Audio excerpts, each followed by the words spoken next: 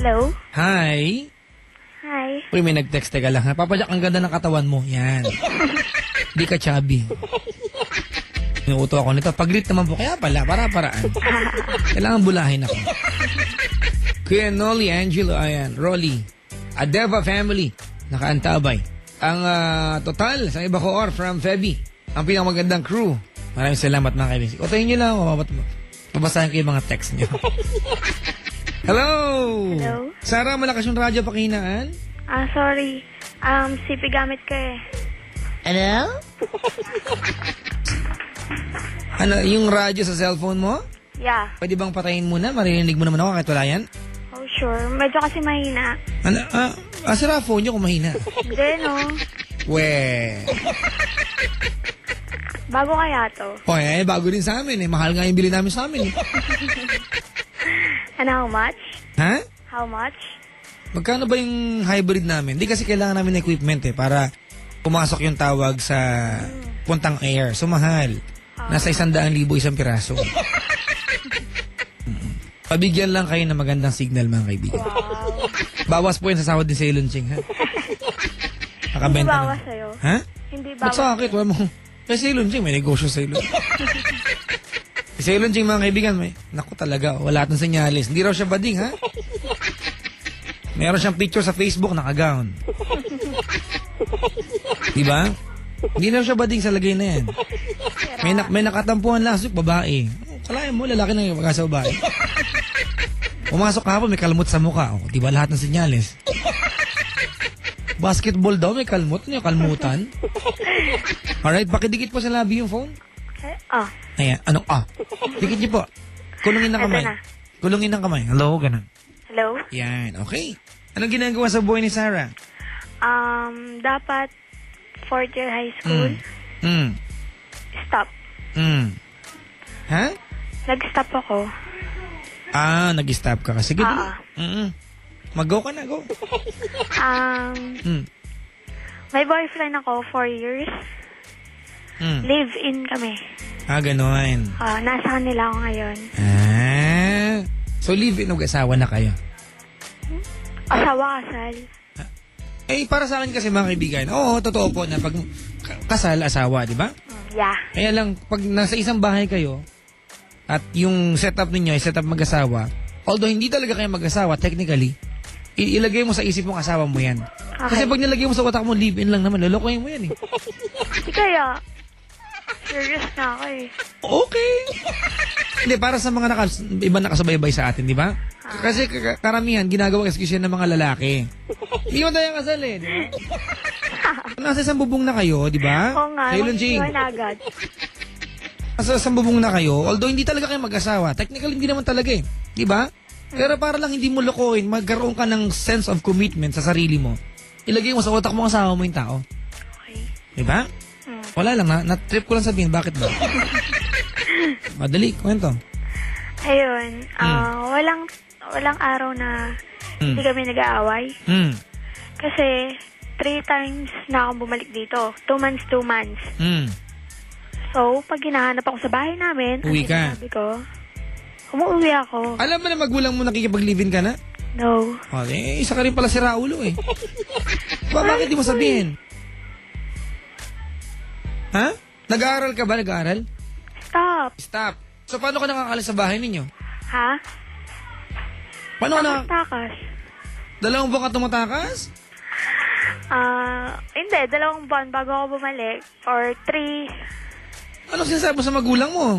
Nagpunta, 2 buwan na traffic ka lang. Hindi nga, saan nagpunta? Best friend ko. Ganon? Yeah. Hindi ko alam, pabaya magulang mo, tanga lang din, ano? Hindi, kasi 2 buwan mawala anak mo babae. 17 years old, di ba? Mawalan 2 months, hindi mo tahanapin? Hindi ka magtatanong? Hinahanap nila ako. Oo, masyadong mabait ang magulang mo at inuuto mo sila. Hinahanap nila ako.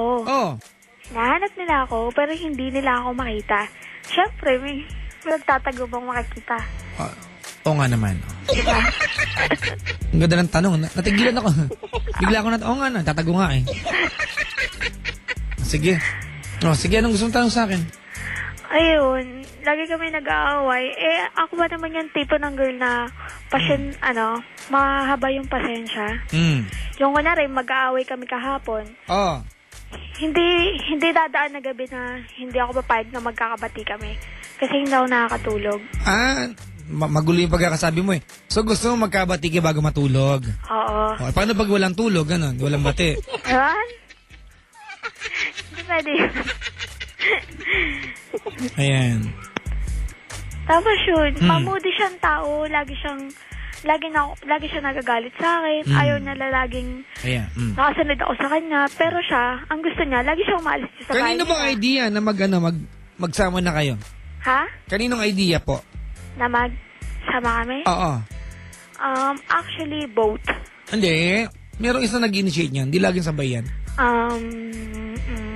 Ako? Ikaw. Baka naman kasi hindi ka na welcome dyan. Siksik ka pa ng siksik sa sarili mo, ha? Sa bahay dito? Oo. I'm always welcome. Oo, kapal din ang mukha nito. Kasi baka masyado mabait yung mga tao dyan, di ba? Baka sa mga tao dyan, welcome ka. Sa boyfriend mo, ayaw na niya nandiyan ka. Hindi. Gusto niya. I am just opening the I'm just trying to open the possibilities sa mga kaibigan na pwedeng nangyayari yung ganun. Di ba?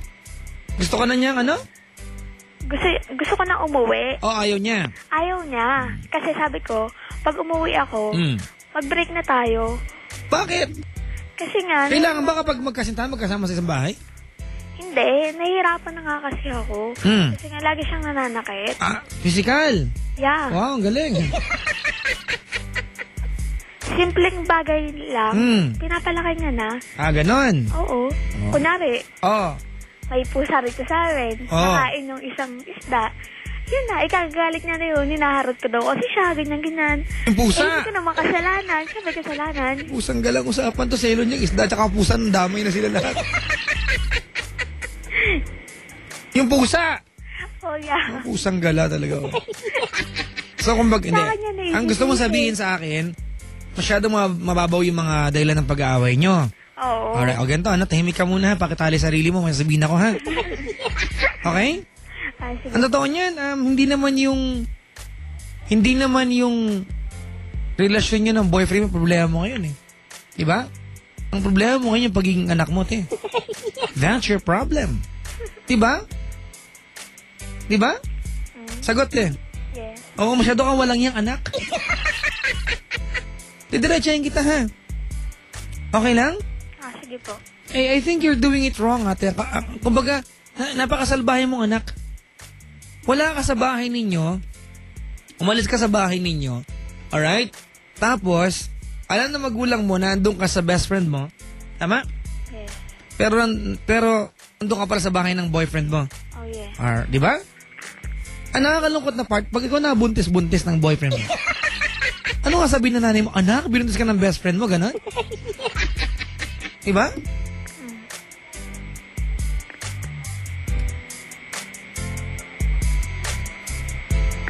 Diba? Kasi huwag mo munang isipin natin yung... Kasi hindi ko alam kung ikaw lang siksik ng siksik, diba? Ng sarili mo dun sa boyfriend mo. Bakit mo kailangan sabihin sa kanya na pag umalis ka ng bahay, mag-break na lang kayo? Yung ba ang basihan? Yung ba ang basihan ng relasyon ninyo na dapat nasa isang bahay kayo palagi? Alam mo, nagkakasakitan na pala kayo eh. Diba? Nagkakasakitan na pala kayo. Diba? Ba't di ka pa umuwi sa inyo? Uwi na nga eh. Ha? Nakasama